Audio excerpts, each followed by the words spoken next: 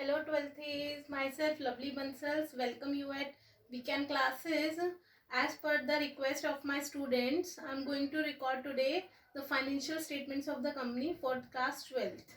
Okay, if you have any query, you can call me or WhatsApp me at my number. My phone number is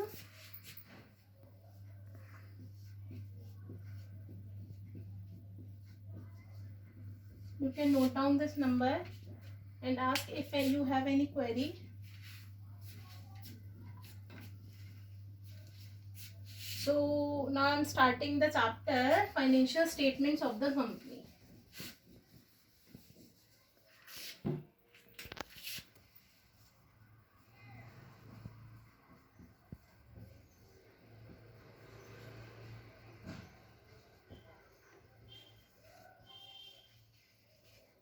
So students, what do you mean by the financial statements of the company? पहले तो financial statement का ही हम लोग मतलब समझ लेते हैं कि फाइनेंशियल स्टेटमेंट एग्जैक्टली होता क्या है. तो what is the financial statement? Financial statement is, मैं अगर बोलूँ तो it is the result of our accounting. ये हमारी अकाउंटिंग का रिजल्ट होता है. It is the result of our accounting, outcome of our accounting. जो पूरा हम अकाउंटिंग प्रोसेस करते हैं. अकाउंटिंग प्रोसेस क्या होता था बेटा? आपने सब लोगों ने 11th में पढ़ा है कि रिकॉर्डिंग करते हैं in the form of general entries. We classify it in the form of ledgers after we summarize it.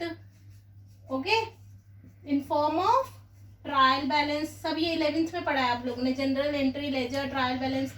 After that जो अकाउंटिंग प्रोसेस होता था, इसमें होता था कि हम चीज़ों को एनालाइज करते थे जो भी हम लोगों ने करा है, and we use to interpret the result and then communicate it to the various users. तो अकाउंटिंग प्रोसेस जो हमारा ये चल रहा है, इसके trial balance, after trial balance we prepare our financial statements. Financial statements बनाकर हम इस कम्युनिकेट करते हैं. क्या कम्युनिकेट करते हैं? फाइनेंशियल स्टेटमेंट कम्युनिकेट करते हैं हम अपने यूजर्स को. किसको? इंटरनल यूजर्स को एंड एक्सटर्नल यूजर्स को. ओके, तो अब हमें फाइनेंशियल स्टेटमेंट समझना है. फाइनेंशियल स्टेटमेंट्स क्या होती हैं, और वो भी किसकी? कंपनी की. कंपनी के फाइनेंशियल स्टेटमेंट्स क्या होती हैं? तो आप फाइनेंशियल स्टेटमेंट समझ रहे हैं. रिजल्ट होता है हमारा अकाउंटिंग प्रोसेस. जो भी हमने पूरे साल, पूरे पीरियड में अकाउंटिंग करी है, उसका जो आउटकम आता है, रिजल्ट आता है, after trial balance we prepare it and it is known as financial statement. अब financial statements of the company जो होता है, it is comprised of four things. Comprised of four things. The first one is the statements of profit and loss. Statement of profit and loss. Okay, the second is the balance sheet.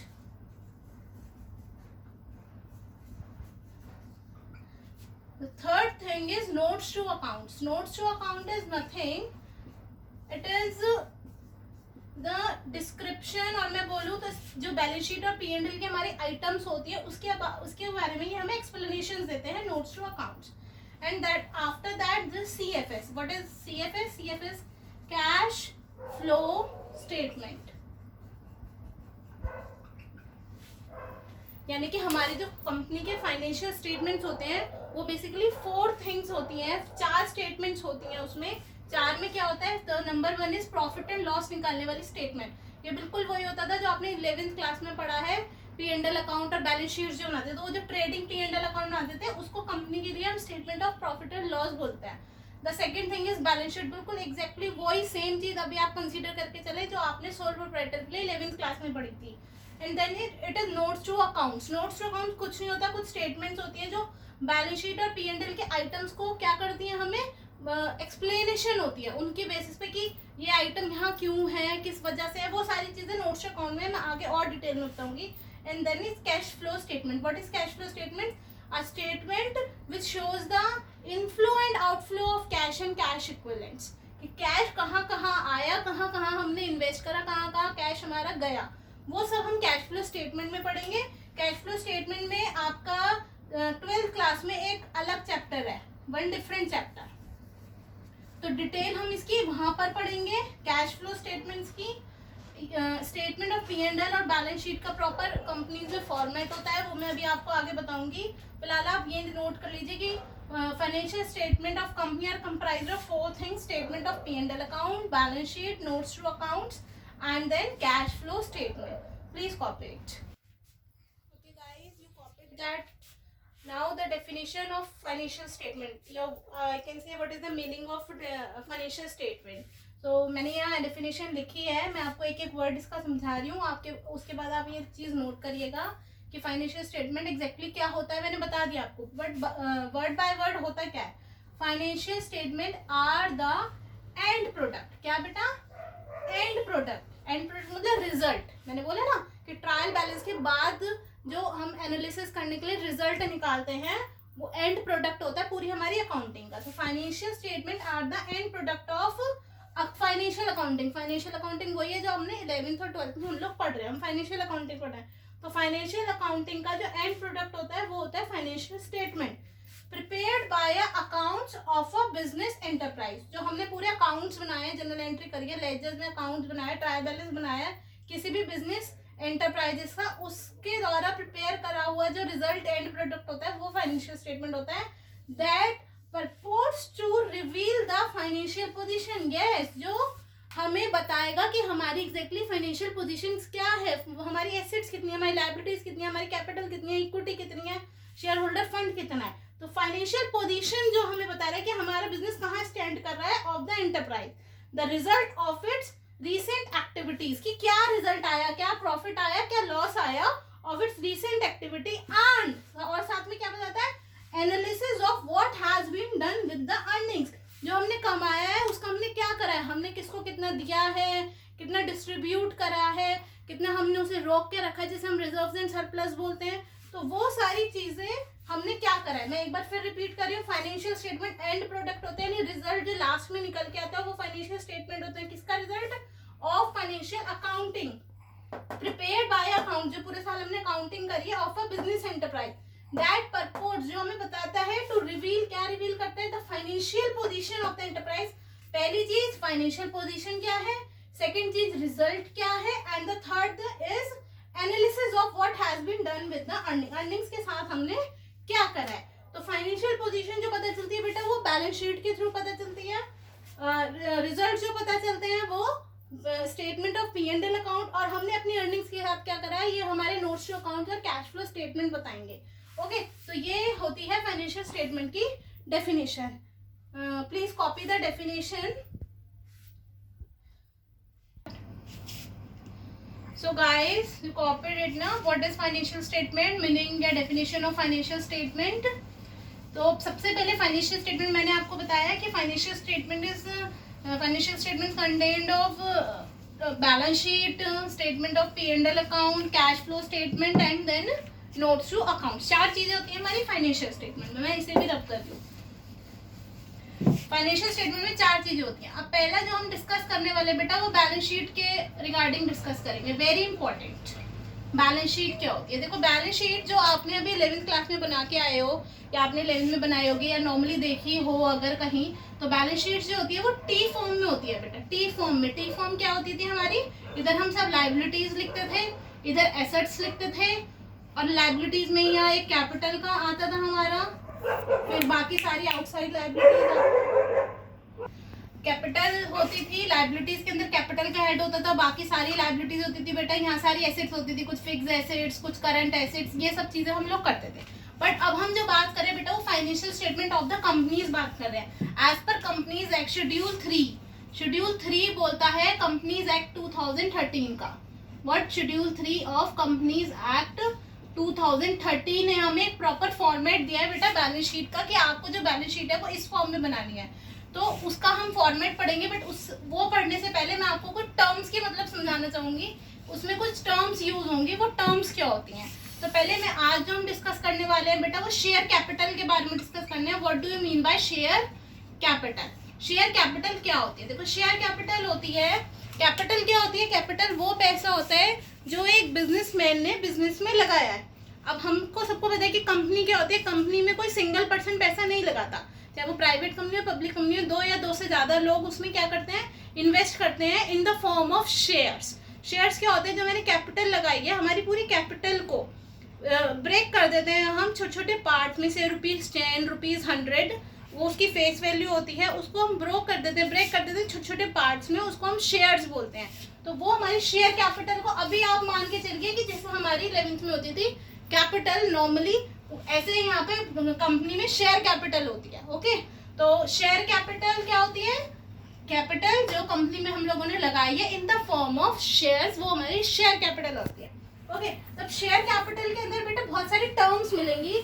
मुझे ये terms clear करना आपको बहुत जरूरी है before starting our balance sheet, because वो terms use होने वाली हैं आपके बुक्स में, आपके एग्जाम्स में, तो वो आपको टर्म्स के मतलब पता होने बहुत ज्यादा इंपॉर्टेंट है। So I am starting with the first term, authorised capital. What is authorised capital? Authorised capital क्या होती है बेटा? ऑथराइज आपने 11th में भी बिजनेस स्टडीज में भी पढ़ा है, नहीं पढ़ा तो मैं बता देती हूँ कि एक मेमोरेंडम ऑफ एसोसिएशन होता है कंपनी का, मेमोरेंडम एंड आर्टिकल्स। उसमें हमें रजिस्ट्रार को वो रजिस्टर कराने होते हैं, जो रजिस्ट्रार ऑफ कंपनीज होता है, वहाँ पे हमें ये सारे डॉक्यूमेंट्स की लिस्ट होती थी, वो हमको क्या कराना होता है? रजिस्टर कराना होता है। तो जब रजिस्टर कराते हैं तो उसमें एक चीज़ होती है ऑथराइज कैपिटल। मेमोरेंडम में हमें बतानी पड़ती है कि से 5 ईयर्स 10 ईयर्स या हम कितनी कैपिटल हमें अपने लाइफ टाइम में चाहिए होगी। ये चेंज हो जाती है बाद में, बट एक फिर भी हमें एस्टिमेट देना पड़ता है कि मैं आज बिजनेस स्टार्ट कर रही हूँ, मैं अभी तो मेरा काम 1 करोड़ से भी चल जाएगा, लेकिन मेरे को ऑथराइज कर दो कि मैं कितनी 5 करोड़ तक की कैपिटल को आगे रेज कर सकती हूँ फ्रॉम द पब्लिक और from my share holders. Okay, तो authorise capital is the capital which we get authorized from the registrar through memorandum. Okay, authorized capital वो कैपिटल होती है जो हम ऑथराइज कराते हैं कि इतनी कैपिटल हमें फ्यूचर में चाहिए होगी, इतनी हम रेज कर सकते हैं अगर हमें रिक्वायरमेंट पड़ी तो। ओके, फॉर एग्जाम्पल बता रही हूँ मैं आपको। Authorise capital, I authorise 1 lakh shares of ₹10 each. Okay, तो मेरी जो ऑथराइज शेयर कैपिटल क्या होगी बेटा? 1 lakh into 10, that is 10 lakh. ये मेरी ऑथराइज शेयर कैपिटल है। इसका मतलब ये नहीं कि मैंने आज ही इतने के शेयर्स इशू कर दिए, वो सब मेरे को पैसा मिल गया और मैंने वो सारा बिजनेस में लगा दिया। नो, ऐसा हो सकता है मैं 1 लाख से ज्यादा के शेयर्स नहीं मांग सकती पब्लिक से, या नहीं शेयर इशू कर सकती। ये मेरी एक लिमिट है कि मैक्सिमम मैं अपनी लाइफ टाइम में जब भी जहाँ तक भी मैं बिजनेस करूंगी, मैं 1 लाख तक शेयर्स क्या कर सकती हूँ? इशू कर सकती हूँ या सब्सक्राइब करवा सकती हूँ। तो 1 लाख शेयर्स ऑफ ₹10 इज यानी 10 लाख तक की मेरे क्या हो गई बेटा? This is a authorised share capital. क्या होगा ये?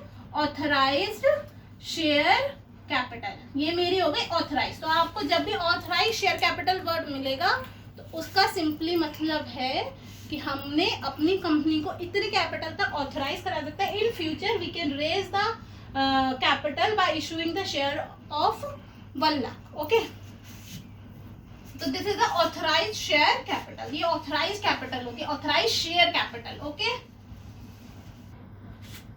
इशूड कैपिटल क्या बेटा? Issued share capital. Issued capital क्या होती है बेटा? कितने की कैपिटल में कितने के शेयर, इशूड शेयर कैपिटल। अगर आप यहाँ पे शेयर भी वर्ड यूज कर सकते हैं, शेयर कैपिटल। ओके, तो इशूड शेयर कैपिटल होती है, मैंने 1 लाख से तो अपने आप को ऑथराइज करा रखा है अपनी कंपनी को। अब इशूड हो सकता है ना, इसमें से मैं 80,000 शेयर ही अभी इशू कर रही हूँ क्योंकि मेरे को रिक्वायरमेंट सिर्फ 8 लाख रुपए की है। मैं 8 लाख रुपीज से अपनी कंपनी स्टार्ट कर सकती हूँ और आगे परस्यू कर सकती हूँ। तो मैंने अभी जो शेयर इशू निकाला है वो कितने का निकाला है? 8 लाख शेयर्स का। 8 लाख शेयर्स का। Please hold. 8 लाख शेयर्स का नहीं,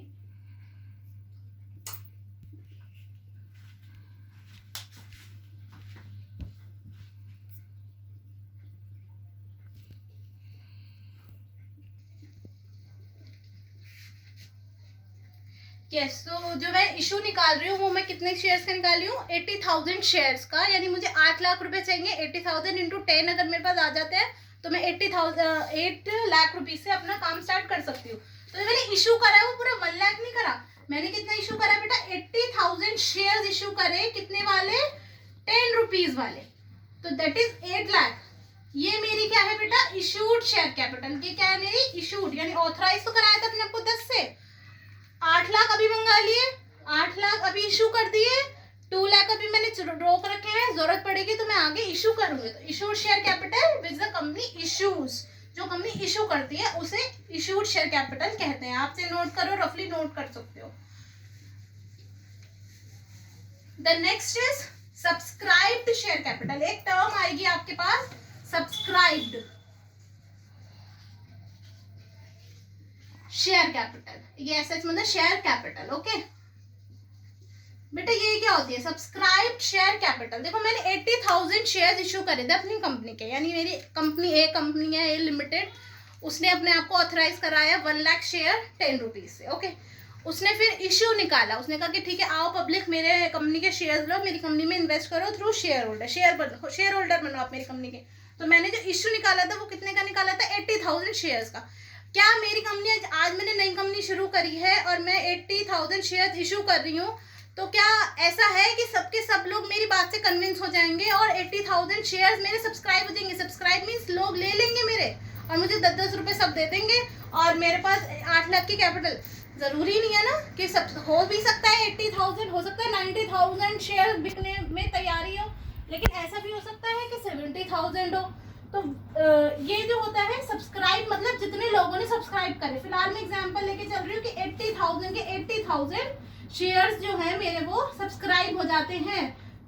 80,000 शेयर्स 10 रुपीज वाले, तो 8 लाख की ही मेरी क्या हो गई सब्सक्राइब। लेकिन अगर मैं दूसरे एग्जांपल लूं, दूसरे एग्जांपल में मैं ये बोल रही हूँ कि मेरे पास सिर्फ 70,000 शेयर्स की सब्सक्रिप्शन आई कि भाई हम तो 70,000 लेंगे ओनली, सारे सब लोगों के टोटल मिला के कितना आ गया 70,000 शेयर्स के लिए आई, तो मेरी जो सब्सक्राइब शेयर कैपिटल है बेटा वो 7 लाख बैठेगी। ठीक है, ये इस प्रोसेस को वैसे में डिटेल में हम बाद में कंपनीज में डिस्कस करेंगे, but this is a concept of under subscription. This is a concept of under subscription, यानी जितना मैंने कहा था कि लोग आओ, मैंने इशू करा था कि लोग आओ सब्सक्राइब माय शेयर प्लीज, तो उन लोगों ने कितना करा कम, टोटलिटी में कम शेयर है। जितने मैंने सब्सक्राइब करने के लिए बोला था उतने सब्सक्राइब नहीं हुए। कितने सब्सक्राइब हुए 10,000 लेस सब्सक्राइब हुए हैं। तो this is the concept of under subscription. Okay, एक ओवर सब्सक्रिप्शन होता है but we will discuss it letter.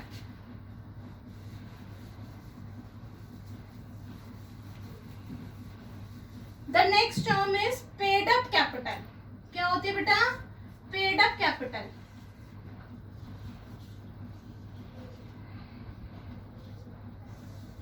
What is paid up capital? Paid up capital क्या होती है? पेड अप से पहले भी I want to take you about the called up capital. What is called up? What is called up capital? Okay,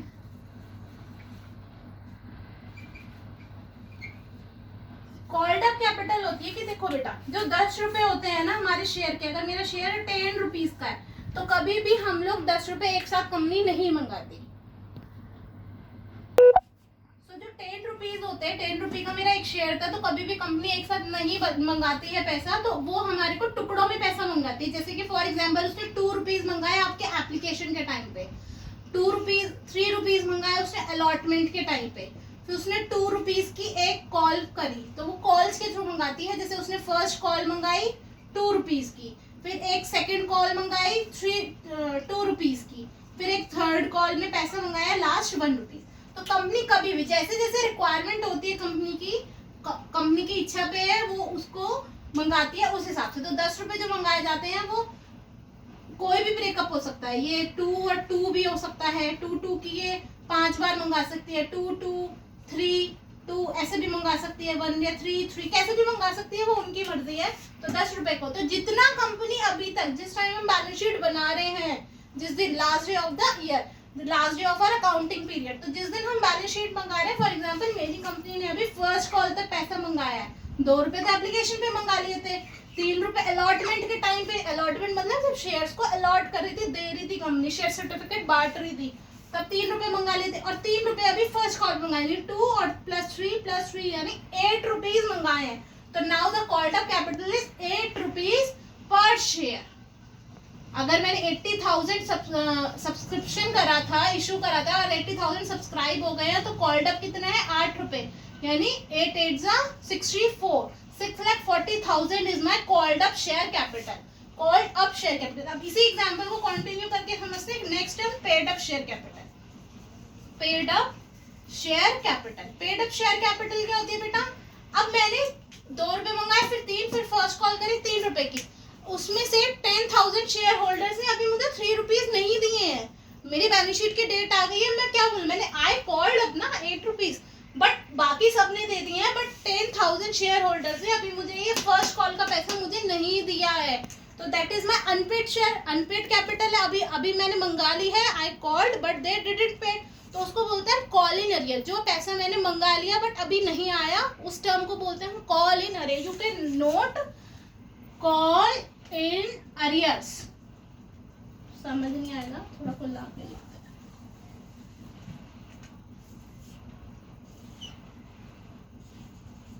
call in arrears. मैंने 10 रुपए का share issue करा था, 8 I called up,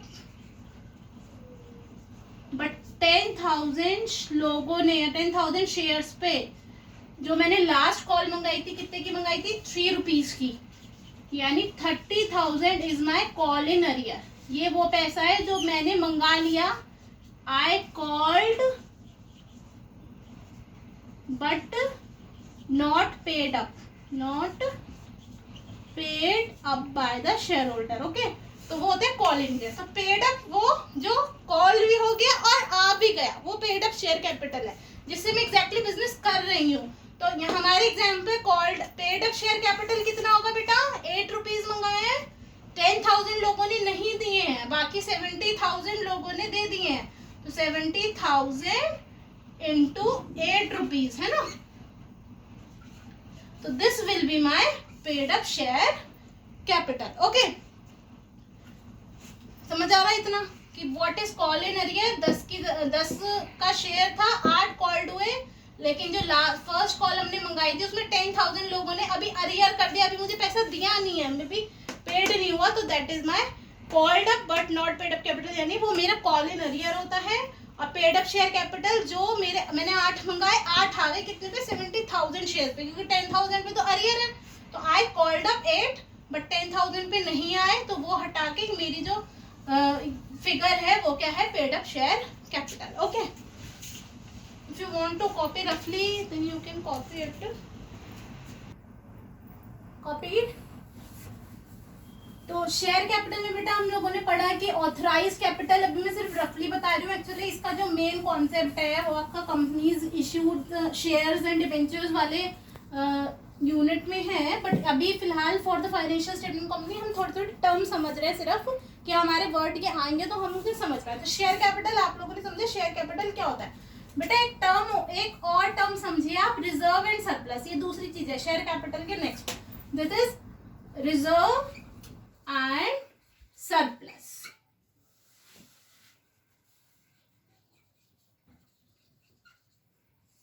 What do you mean by reserve and surplus? Reserve and surplus में बेटा दो चीजें आ रही हैं, पहले आ रही है एक रिजर्व और एक सरप्लस, दोनों का अलग अलग मतलब होता है, दोनों को सेपरेटली समझने की कोशिश करेंगे। क्या सेपरेटली से, रिजर्व देखो क्या होता है, रिजर्व होता है, रिजर्व नाम से पता चला कि कुछ हमने रिजर्व करके रखा हुआ है। फॉर एग्जाम्पल मेरे को 1,000 पर मंथ मेरे को अपने मम्मी पापा से वो पॉकेट मनी मिलता है, ठीक है, मेरे 800 रुपीज का मैं खर्च कर देती हूँ, पेट्रोल में, कैंटीन में सब कुछ खर्च कर देती हूँ, 200 रुपीज मेरे पास बच जाते हैं, वो मैं एक अलग पर्स में उसको मैं जोड़ रही हूँ पैसे को। फॉर व्हाट, मैं क्यों जोड़ रही हूँ बेटा, वो ताकि हो सकता है ना किसी महीने मेरे ज़्यादा खर्चा दे, किसी महीने मेरी बेस्ट फ्रेंड का बर्थडे आ जाए, किसी महीने मेरी खुद की बर्थडे पार्टी हो जाए, मैं टॉप करूँ, मुझे पार्टी देनी पड़ जाए, कुछ भी है। तो मुझे नहीं पता कि फ्यूचर में मेरे को हो सकता है कोई खर्चा करना पड़ सकता है, उसके लिए हम कुछ अलग सेव करके रखते हैं, अलग निकाल के रखते हैं, तो that is will be our reserve. Reserve नाम से पता चले कुछ रिजर्व करके रखना, कुछ रिजर्व करके रखना। फॉर, क्यों रिजर्व करके रख रहे हैं, फॉर मीटिंग, और ये अकाउंटिंग लैंग्वेज है, for meeting any uncertain liability. कुछ हमें लग रहा है कि कुछ लायबिलिटी, कोई जिम्मेदारी, कोई खर्चा हमारा आ सकता है, उसके लिए हम एक अलग पैसा निकाल के रखते हैं, that is our reserve. For, चाहे अगर वो नॉन लायबिलिटी है या for the expansion of business, एक फॉर मीटिंग एनी सर्टेन और एक फॉर एक्सपेंशन ऑफ बिजनेस। किस लिए बेटा, एक्सपेंशन और स्ट्रेंथन आवर बिजनेस। हमें पता है कि कल को हमें एक नई ब्रांच खोलनी है, एक नई कंपनी, एक नई अपनी यूनिट खोलनी है। मैं तो अभी कोल्ड ड्रिंक्स में डील कर रही हूँ, कल को मुझे चिप्स की एक फैक्ट्री और लगानी, कुछ भी एग्जाम्पल है। तो for the expansion of business हम रिजर्व्स क्रिएट करते हैं। For meeting any uncertain liability हम रिजर्व्स हम बना के चलते हैं। The next is what is surplus. Surplus क्या होता है? सरप्लस वो पैसा बेटा जो मैंने कमा लिया, ये तो मैंने अलग ही रखना है, जो मैंने कमाया और उसको डिस्ट्रीब्यूट नहीं करा। शेयर होल्डर्स को in the form of dividend हमको डिस्ट्रीब्यूट करना होता है, तो वो पैसा मैंने डिस्ट्रीब्यूट नहीं करा फॉर किसी भी वजह से, for meeting some uncertain liabilities, ये होता शेयर होल्डर का ही पैसा है, क्योंकि ये एक्चुअली उन्हीं, मैंने अगर कंपनी पैसे लगाया, कंपनी कमाएगी तो मुझे ही देगी, चाहे किसी भी फॉर्म में दे, तो कुछ तो उन्होंने मुझे दे दिया, कुछ कंपनी अपने पास इकट्ठा करके रखती है। तो ये होता है नॉन डिस्ट्रीब्यूटेड इनकम। एक तरीके से अगर मैं अपनी लैंग्वेज में बोलूँ तो ये क्या होती है? नॉन डिस्ट्रीब्यूटेड इनकम होती है कंपनी की, जो वो सरप्लस एक्स्ट्रा जो उसके पास बच जाता है वो अलग रखता है, और ये पार्ट होता है हमारी, किसका पार्ट होता है? ये पार्ट ऑफ कैपिटल होता है। फिलहाल मैं ये पार्ट ऑफ कैपिटल लिख रही हूँ, लेकिन कंपनी में इसको इक्विटी बोला जाता है। क्या बोला जाता है? इक्विटी बोला जाता है बेटा। तो समझ आ रहा है? रिजर्व वो होता है जो मैंने अलग एक गुल्लक बना के रखी for meeting any uncertain liability या for the expansion of business. Surplus भी कुछ कुछ वही होता है, बट ये हमारी इनकम का पार्ट होता है, वो इनकम जो हमने अभी शेयर होल्डर को डिस्ट्रीब्यूट नहीं करी है।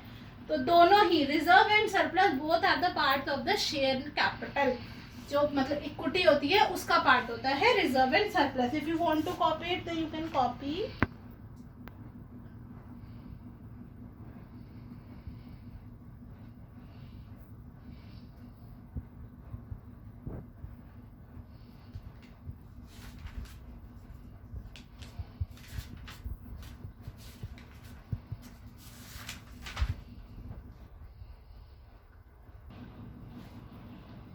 बेटा सरप्लस क्या होगा? सरप्लस जो हमने कमाया, जो हमने प्रॉफिट आया हमारी कंपनी में, उसको हमने कुछ डिस्ट्रीब्यूट कर दिया होगा। जो नॉन डिस्ट्रीब्यूटेड है, नॉन अपोर्शन्ड इनकम है, उसको हम सरप्लस बोलते हैं।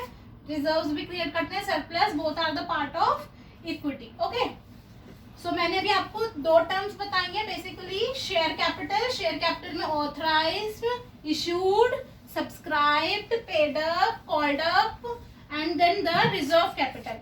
एक टर्म आएगी बेटा आपकी शेयर मनी, शेयर एप्लीकेशन नहीं है exactly, application money pending allotment. What is this? एक ये भी टर्म आएगी आपकी बैलेंस शीट बनाते टाइम। ये क्या होता है बेटा? ये वो पैसे होते हैं, मैंने क्या बोला कि जैसे मैंने 10 रुपए का शेयर, मेरी कंपनी का 10 रुपए का शेयर है, फेस वैल्यू जो है उसकी 10 रुपीज़ है। ओके, तो कंपनी एक साथ नहीं मंगाती, पहले कंपनी 2 रुपए कहती है कि जो मेरे शेयर्स कंपनी के लेना चाहता है वो 2 रुपीज़, मेरे पास एक शेयर लेना है उसे तो 2 रुपीज़ दे। और जो एक फॉर्म है प्रोस्पेक्टस का, 11th में पढ़ा होगा आपने, नहीं पढ़ा तो मैं बता रही हूँ, प्रोस्पेक्टस का एक एप्लीकेशन फॉर्म भर के मेरे पास भिजवाए और 2 रुपये पर शेयर के हिसाब से भिजवाए जितने उसको चाहिए, तो वो एप्लीकेशन मनी होता है हमारा। ठीक है ना? अब ईयर एंड हो गया, मैंने ईयर के लास्ट में कुछ इशू निकाला था, मेरे पास लोगों के आ गए हैं। ये कौन सा पैसा आ गया है? ये 10,000 लोगों के मेरे पास एट द रेट ऑफ 2 मेरे पास 20,000 रुपीज़ का एप्लीकेशन मनी आ गया। कौन सा मनी आ गया बेटा? एप्लीकेशन मनी आ गया है। अभी मैंने उन्हें अलॉट नहीं करा, अभी मैंने उन्हें कोई शेयर सर्टिफिकेट नहीं दिया, अलॉटमेंट के 3 रुपये नहीं मंगाया, अभी कुछ नहीं करा, और मेरे बैलेंस शीट की एंडिंग डेट आ गई। तो बेटा ना तो ये शेयर कैपिटल का पार्ट बना, शेयर कैपिटल का पार्ट नहीं बन पाया ना ये, तो ये वो है, ये वो शेयर एप्लीकेशन मनी है जिसमें भी अलॉटमेंट हमारा पेंडिंग है। तो ये भी हमारा कहाँ पर जाएगा? इक्विटीज में जाएगा, बैलेंस शीट। वो कहाँ जाएगा मैं दोबारा बताऊंगी, अगर नोट करना है तो लिख लो। Share application money pending allotment 10,000, example 10,000, अगर 2 रुपीज़ का है तो 20,000 रुपये का ये हमारा क्या है? Share application money pending allotment. Okay,